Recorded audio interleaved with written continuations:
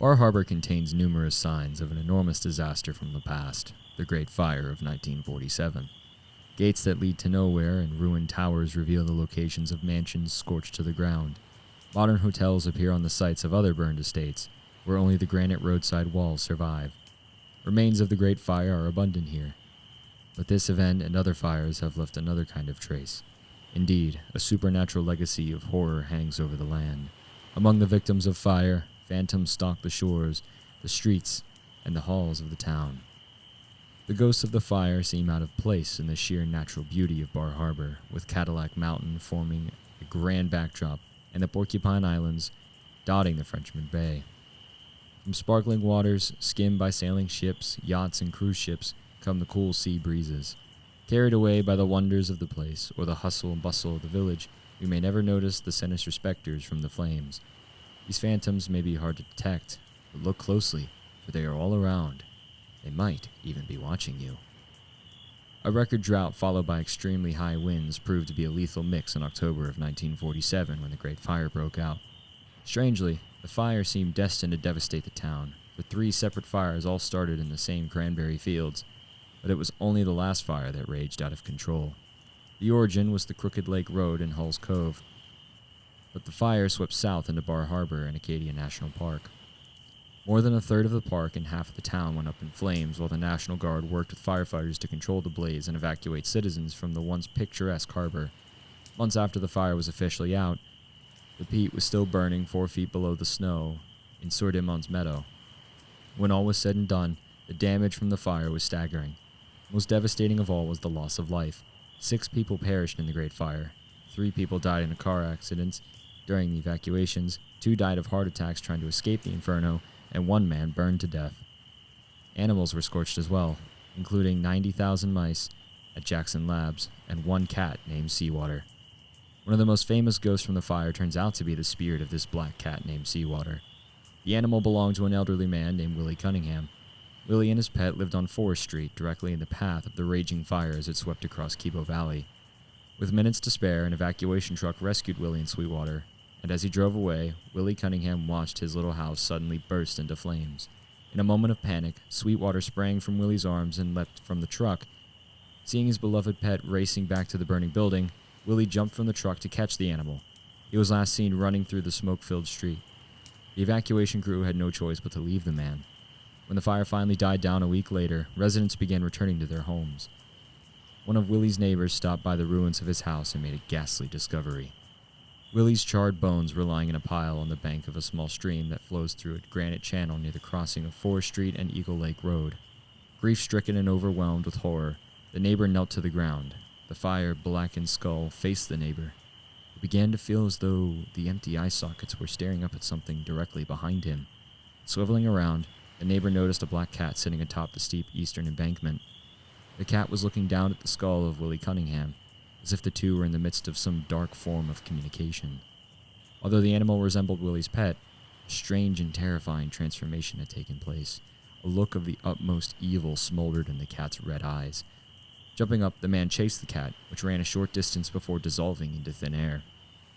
Since then, the ghost of the cat named Seawater keeps popping up in Bar Harbor. Its favorite place to haunt is the gloomy stream near the ruins of Willie's house on Forest Street. The phantom cat appears on the hillside as well as the granite bank of the stream. At times, the ghost cat manifests itself only as a reflection on the dark surface of the slow-moving water. The little stream disappears into a cement culvert, and the phantom cat ritually returns to that pitch-black interior, appearing as a set of glowing red eyes. At other times, the ghost of Seawater stalks the town, and people have seen the cat on the village green, on Albert Meadow, and even on rooftops. Until it abruptly disappears, the phantom always looks solid. But unlike a living cat, the dark specter always imparts an overwhelming feeling of inescapable doom. In another home in the village, psychic disturbances result from a tragedy that took place in a house fire, after a whole family perished in their home. Anything built on the spot seems to contain the ghosts of the former occupants. At any rate, the residents who now live there see a group of spirits that look like little shadows. Dishes have a nasty habit of shooting off the tables, and pictures come flying off the walls. The ghosts from the fire appear to be destructive, but far more frightening are the spirits' attempts to be constructive. It's not uncommon for the ghosts to pull down everything in the bathroom and then stack the items up into a kind of pyramid in the tub. The horror-infested house is notorious for electromagnetic disturbances, sharp ringing sounds on the phone, mechanical difficulties, and unearthly voices. Truly, the spirits' behavior compares with the frantic actions of people trying to evacuate a place, throwing together their possessions, calling for help, and panicking. The spirits of two Victorian ladies make a strange pair of phantoms. These ghosts come from an era before the Great Fire of 1947. But as it turns out, Mount Desert Island has a long history of devastating fires going back for centuries.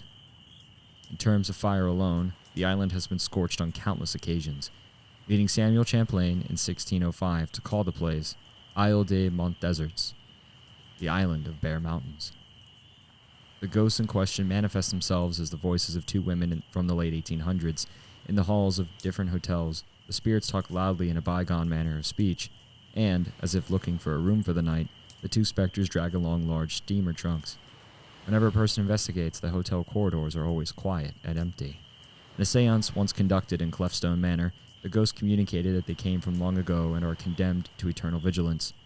For these ghostly ladies, their restless existence consists of ceaselessly traveling from inn to inn to prevent fire from breaking out and once again ravaging the town. Because so many guests encountered these spirits in the upstairs hall of Clefstone Manor, the rumor started that these spirits belonged to women who died there in the Great Fire. This story is pure fabrication, however.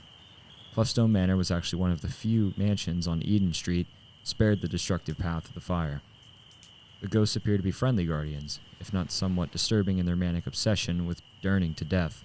Next door to Clefstone Manor stand the great arch foundations of Mizentop, which burned in the Great Fire.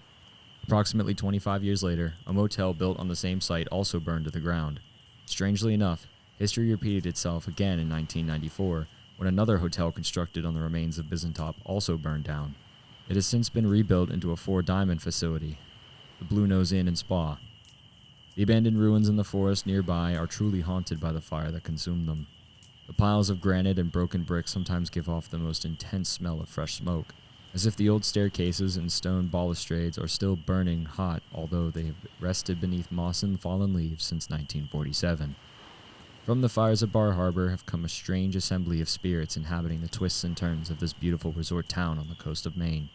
There are a number of unsettling dimensions to these supernatural tales: brutal death, uncontrollable forces of nature, and a terrible past that seems to repeat itself over and over. Sometimes dismissed as living animals or late-night hotel guests, the phantoms from the flames continue to communicate anguish, urgency, and calamity. Hey guys, Reaper here. I just wanted to thank you all for either watching or listening, whether you're on YouTube or Spotify. This story was brought to you from Ghosts of Acadia, written by Marcus Labrizzi and published by Down East Books. I wanted to give both of them a huge thank you and a huge shout out for letting me bring this book to you guys, whether it's in audio form on Spotify or in video form on YouTube. If you want to check out the book for yourself, I will leave a link down below in the description in both Spotify and on YouTube, so you can go check out the book for yourself and support the original author and original publisher. New story coming out tomorrow night. And until then, remember, sleep well, my friends.